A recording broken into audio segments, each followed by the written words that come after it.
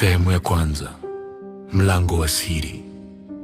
Katika kijiji cha Mwangaza palikuwa na kijana mmoja aliitwa Sia. Sia alikuwa tofauti na vijana wenzake. Hakuwa na uwezo wa kucheka, kulia wala kupenda.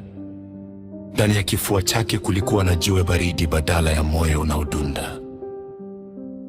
Siku moja, akiwa ameketi chini ya mti wa mvule wa kale, alitokewa na mzee mmoja ambaye nywele zake zilikuwa nyeupe kama sufu na macho yake yalikuwa na rangi ya bahari. Sia, mzee huyo alinong'ona, unatafuta kile ulichopoteza kabla hujazaliwa. Ili uwe binadamu kamili, lazima uvuke bonde la mirija na upande mlima wa hisia. Mzee huyo alimpa Sia dira ambayo haikuonyesha kaskazini wala kusini, bali ilionyesha upande ambao hisia ilipo. Bila kusema neno, Sia alianza safari yake. Sehemu ya pili. Bonde la mirija na ziwa la machozi. Sia alipofika kwenye bonde la mirija, alikuta mamia watu wamekaa wamenyamaza, kila mmoja akiwa ameshika mrija mrefu uliounganishwa na ziwa kubwa la bluu. Ziwa hilo halikuwa na maji, bali lilikuwa na machozi ya dunia. Kunywa. Sauti ilitoka ghafla kwenye upepo. Kama unataka kuhisi huzuni, lazima unywe machungu ya wengine.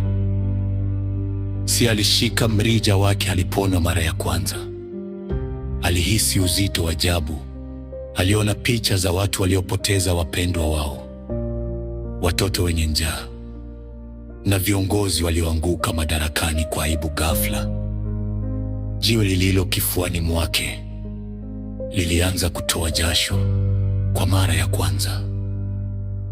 Tone moja la maji lilitoka machoni pake. Fumbo la kwanza likajifunua. Huzuni si adui, bali ni maji yanayolainisha ardhi ya moyo ili mbegu ya furaha yote. Sehemu ya tatu. Msitu wa mapenzi na miiba ya usaliti.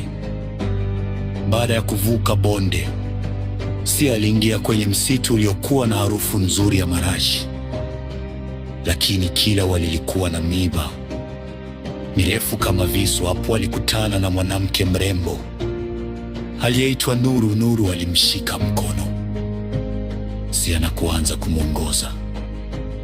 Mapenzi ni rahisi, Nuru alimwambia huku akitabasamu, lakini kila hatua waliopiga, miiba ilimchoma.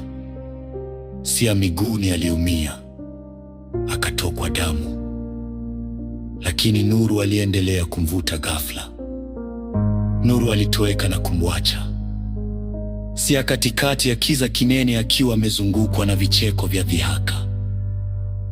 Sia alikasirika. Hasira ilikuwa moto uliounguza lile jiwe kifuani mwake. Aligundua kuwa Nuru hakuwa mtu, bali alikuwa kivuli cha matamanio yake. Fumbo la pili likajifunua.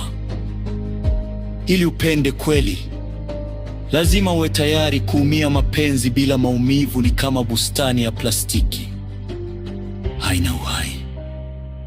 Sehemu ya nne. Kilele cha hisia. Hatimaye Sia alifika chini ya mlima wa hisia. Mlima huu haukuwa wa mawe, bali ulikuwa wa kioo. Alipojitazama kwenye kioo cha mlima, hakuwa na sura yake, bali aliona matendo yake yote ya nyuma, mazuri na mabaya. Aliona wakati alipofanya kazi kwa bidii kama mjenzi wa ramani. Aliona ndoto zake za madaraka, na aliona hata hofu zake za ndani kabisa. Kilele cha mlima kilikuwa na kiti cha enzi kilichotengenezwa kwa nuru ya asubuhi. Alipofika juu kabisa, alimkuta yule mzee wa mwanzo. Sia, mzee alisema, umefika sasa, niambie, Hisia ni nini? Sia aliweka mkono wake kifuani. Lile jiwe lilikuwa limetoweka. Badala yake kulikuwa na moyo uliokuwa ukidunda kwa nguvu, ukihisi baridi ya upepo, uchungu wa vidonda na matumaini ya kesho. Sia alijibu kwa sauti ya kishujaa. Hisia si kitu unachokipata, bali ni ujasiri wa kukubali kuwa wewe ni binadamu uliyepungukiwa, unaitafuta ukamilifu kupitia wengine. Mwisho, kurudi mwangaza. Sia alirudi kijijini. Kwake hakuwa tena yule kijana mkimya. Alikuwa mwanasiasa wa maneno, mchora ramani wa maisha, na mtu aliyeweza kucheka na kulia pamoja na wenzake. Aligundua kuwa simulizi ya maisha yake haikuandikwa kwa wino, bali kwa hisia ambazo kila mwanadamu anazo, lakini ni wachache wenye ujasiri wa kuzikumbatia.